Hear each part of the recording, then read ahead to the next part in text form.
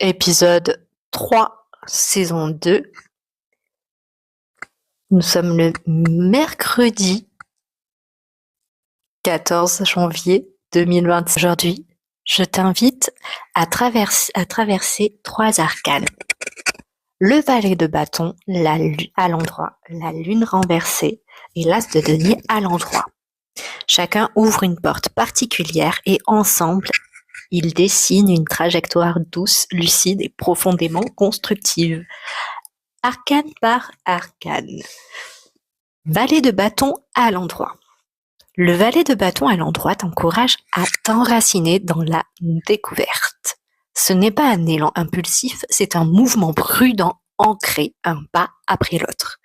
Tu regardes les choses en face, tu oses sans vraiment oser, tu avances avec lenteur et parfois même avec des craintes. Mais tu avances. C'est une carte qui parle d'initier un changement pour toi, d'ouvrir un nouveau chemin, de te projeter avec un véritable ancrage. Elle t'invite à partir à l'aventure intérieure, à prévoir l'avenir avec lucidité et peut-être même à tenir un rôle de rempart, de pilier, de gardien ou gardienne pour toi et pour ton environnement. Tu t'enracines tranquillement, sérieusement.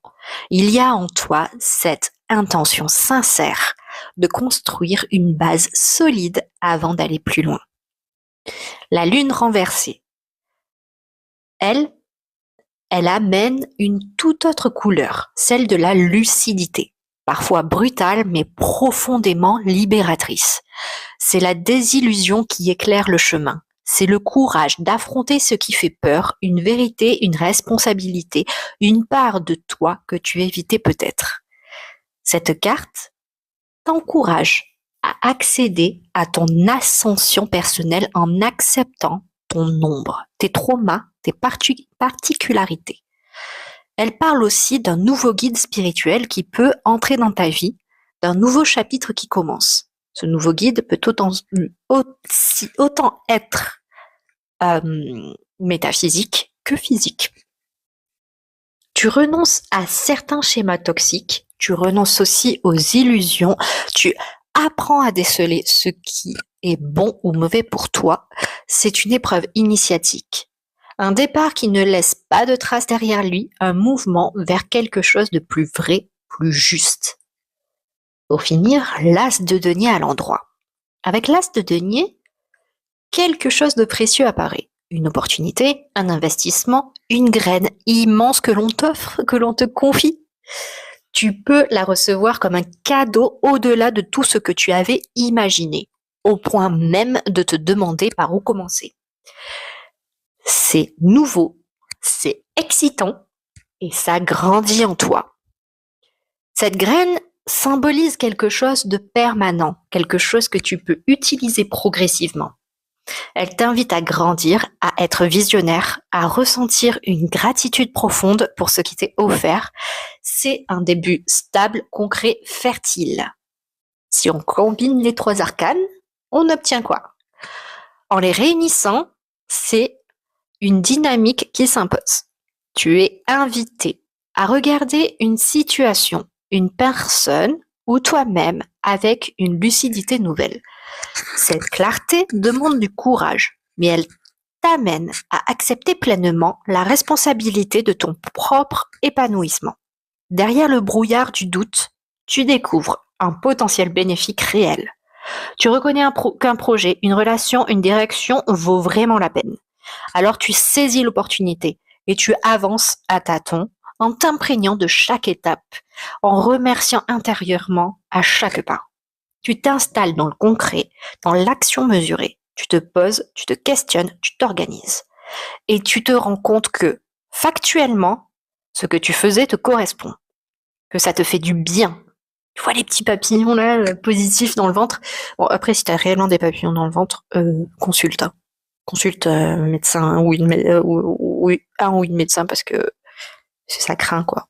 Ça veut dire que tu as mangé des chenilles, qu'elles ont fait leur cocon, tout ça, tout ça. Sinon, tu observes les possibilités infinies qui s'ouvrent devant toi et tu acceptes cet avenir avec calme et sérénité. Quelques exemples concrets pour t'approprier ce tirage. D'un point de vue personnel, donc domaine personnel, faire le point sur ta vie et constater que ta thérapie porte ses fruits. Tu reprends goût à te projeter, à faire de vrais projets. Tu peux aussi récupérer une voiture de collection, la restaurer et imaginer la louer pour des événements. C'est pas mal ça.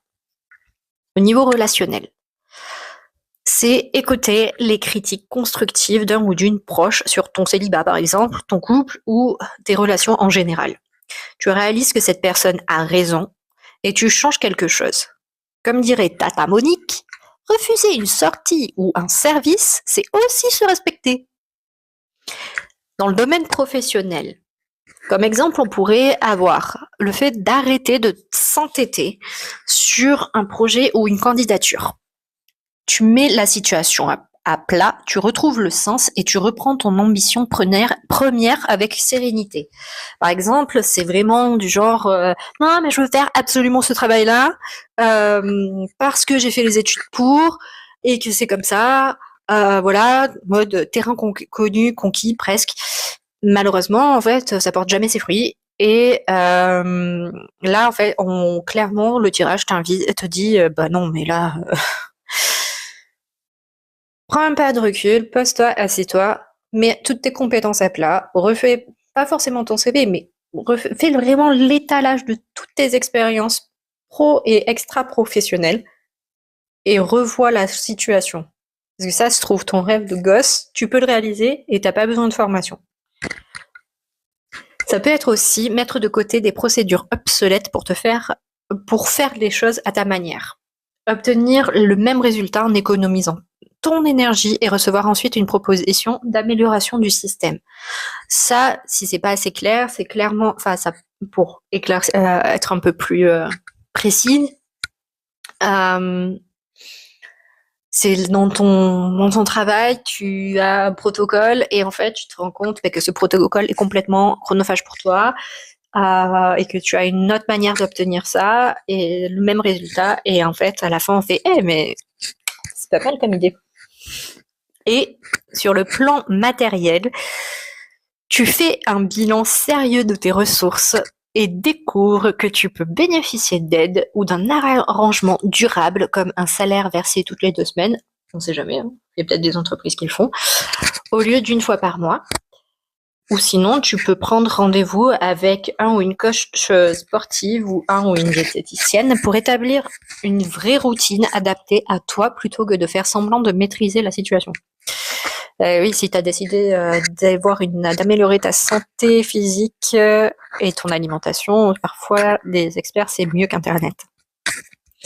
Si on devait faire la synthèse des énergies de cette journée, on pourrait dire que tu ouvres les yeux, tu acceptes l'opportunité et tu avances avec un calme nouveau vers un avenir qui te correspond profondément. Et les mots-clés à retenir pour aujourd'hui sont lucidité, ancrage, opportunité,